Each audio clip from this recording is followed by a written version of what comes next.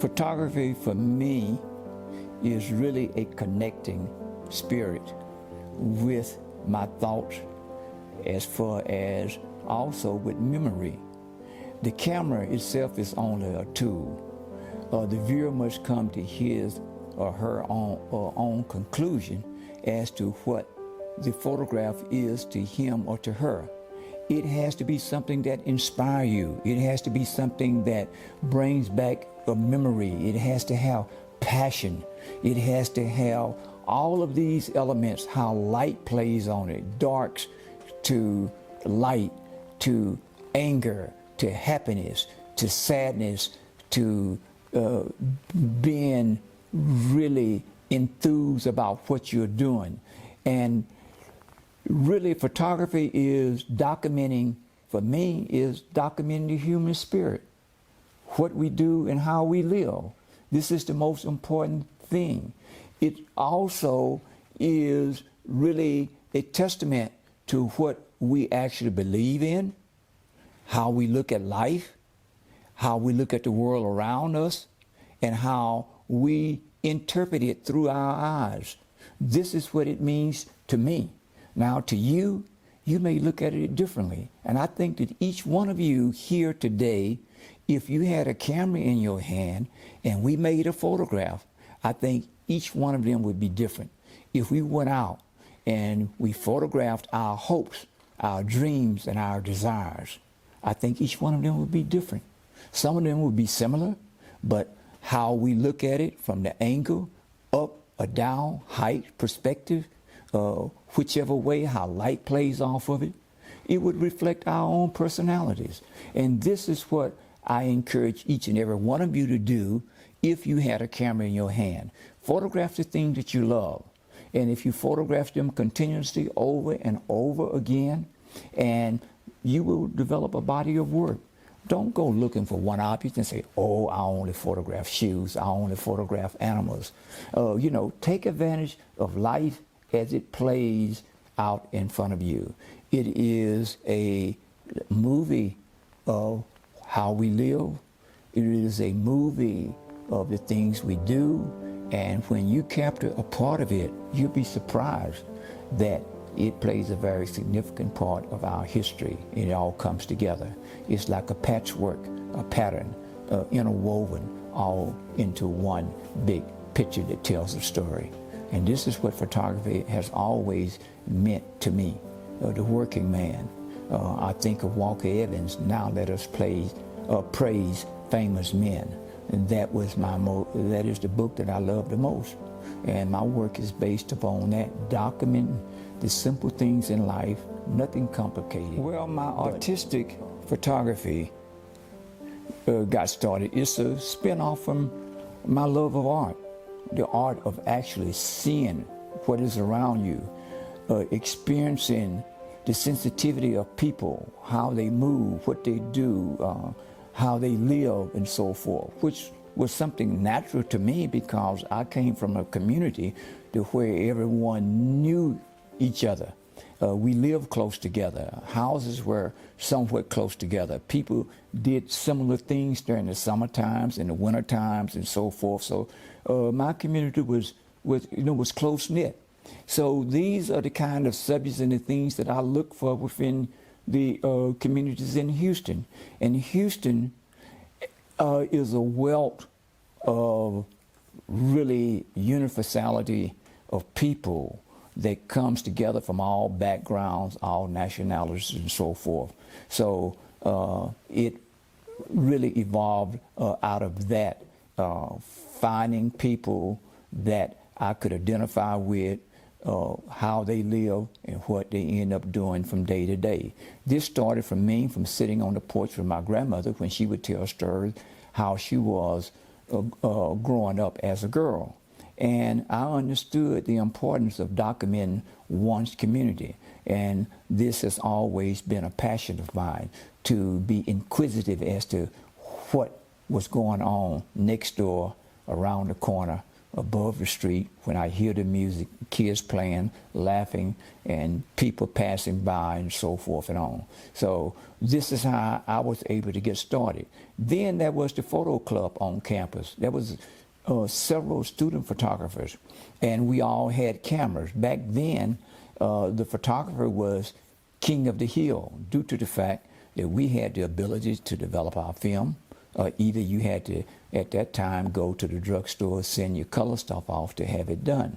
But we were practicing photographers who had the availability of a dark room, and we was able to make pictures. And then there was the photo club on campus where I actually exhibited my first work on the university campus. Outside of the university was at the Jewish Community Center, where I entered the Jewish Community Center exhibit each year. And then after that, as I began to continue to photograph and to document the community, in 1986, there was FotoFest. FotoFest first was held at what was called the Warwick Hotel, which is now Zaza. And I went there the first year, the first time, walked in, saw people sitting at a little table, talking about pictures and showing photographs, and I turned around and walked out. The next day, I came back, and I walked up, went to the desk, and a lady named Petra Bentler said, "Let me see what you have." And I showed her my pictures, and she said, "You see the little man sitting over there?" I said, "Yes, I do." She said, "Go and show him your photograph." So I went over to him, and he was talking, and there was a bunch of people sitting around, and he was talking to one guy. He said, "Well, what can I say? I don't like your pictures." And I hesitated, started to walk away. And he said, "My friend, let me see what you have." And I showed him my pictures, and he looked, he said, He said, "Mrs. Roosevelt, this is my picture." So he ended up buying 8 pictures of mine. Also, there was an article in the Houston Chronicle newspaper saying something similar. I may be wrong, said Houston Fine, was talking about FotoFest. The first photograph that I had made, that was, well, not the first one I made, a picture that I had made in Haiti was the first photograph that was purchased by the MFA. And that picture was at Barnes Blackman's gallery. Michelle Barnes had a gallery, had asked me to exhibit some photographs. And so the Museum of Fine Art made a purchase of that particular picture. And ever since then, from there, this was my kickoff. FotoFest, I would go every single day. I would try to see as many of the reviewers as it was possible. I tried to connect with other photographers. I tried to introduce myself to people and sit down at the restaurants on the floor and spread out and show our work to each other. And this is where I got my passion, and this is where I actually started. A man walks up to me into Hannah Hall while I was painting a mural on the wall. And he said, "Are you Earlie Hudnall?" I said, "Yes, I am." But he said, "I'm Dr. Thomas F. Freeman, and I need a photographer. Will you come and talk to me?" I said, "Yes, I will." So I went to his office and to talk to him, and he was director of the Model Cities program. But before that, I was making pictures in the art department. And then there was a guy who is my brother from another mother. He was the yearbook editor. And I visited with him, and he said, "Wow, something old, something new, black men have worked their weight in gold." And that was Ray Douglas Carrington. And from that day until this, we have been close and been friends. My first art seminar on campus was Art is Life. One must draw upon his experiences as family, friends, and community, and what that means to you. He said, "Hudnall, you must reach down into your own gut and to practice what you have been taught." And that was John Biggers. Dr. Freeman always told us that he presented us with an opportunity and the experience. And that's what led me into the Houston community, into 4th Ward, 3rd Ward, Sunnyside, navigation all over. And wherever I go, I carry a camera. But it reminded me so much of the richness of Houston and the opportunities that I had at TSU to practice my craft.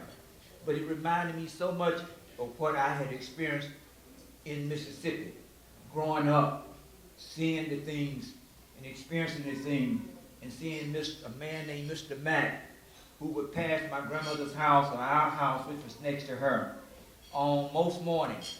We said, "Hey, Mr. Mack." He said, "I'm going to meet the train." He worked for Wilmot Gas Company, but he would walk to work. And then again, when he would be walking, it would be the same time. You could determine that it was 7 o'clock in the morning, or during the summertime, you would see Mr. Mack on his way to work. So these are the things, the universality of the human spirit, which is embodied in me, which reflects my parents, which reflects all of us. This is what my work is all about. And today, looking at each and every one of you that is here, this is the perfect picture for me. The only thing, I don't have a camera.